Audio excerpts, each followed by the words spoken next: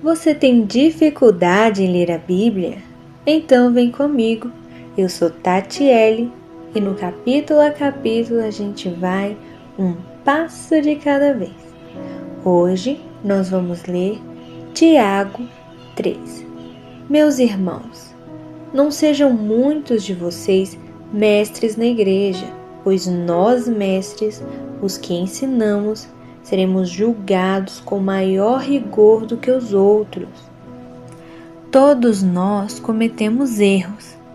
Se alguém pode dominar a sua língua, isso prova que ele tem perfeito domínio sobre si próprio e em tudo mais. Podemos fazer com que um cavalo grande se volte e vá para onde quisermos, por meio de freios em sua boca. E um leme minúsculo faz com que um navio enorme se volte para qualquer lado que o piloto queira que ele vá, mesmo que os ventos sejam fortes. Assim também, a língua é um pequeno órgão, mas se orgulha de grandes coisas. Uma grande floresta pode incendiar-se por meio de uma fagulha pequenina. E a língua é uma chama de fogo. Está cheia de maldade e envenena todos os membros do corpo.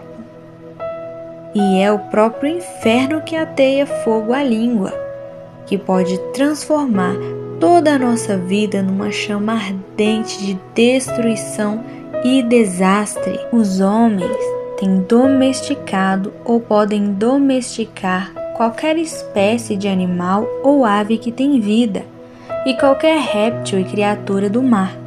Mas nenhum ser humano consegue domar a língua. Ela é incontrolável e está sempre pronta a expelir seu veneno mortífero. Com a língua, damos louvores ao nosso Senhor e Pai, e com ela rompemos em maldições contra os homens que são feitos à semelhança de Deus. E assim, a bênção e a maldição vêm brotando da mesma boca. Meus irmãos, é evidente que isso não está certo. Acaso pode uma fonte de água jorrar primeiro água doce e depois água amarga? Meus irmãos, acaso podemos colher azeitonas de uma figueira ou figos de uma videira? Não, e não se pode tampouco tirar água doce de um poço salgado. Se vocês forem sábios, vivam uma vida de constante bondade, para que dela manem somente as boas ações. E se vocês as praticarem com humildade, então serão verdadeiramente sábios. Contudo, não se gloriem de serem sábios e bons se vocês forem amargos, invejosos e egoístas. Esse é o pior tipo de mentira, porque a inveja e o egoísmo não são a espécie de sabedoria de Deus.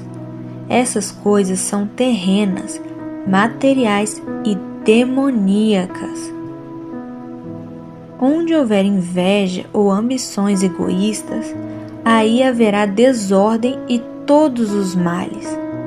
Entretanto, a sabedoria que vem do céu é antes de tudo pura, depois calma, amável, compreensiva, repleta de misericórdia e de boas obras.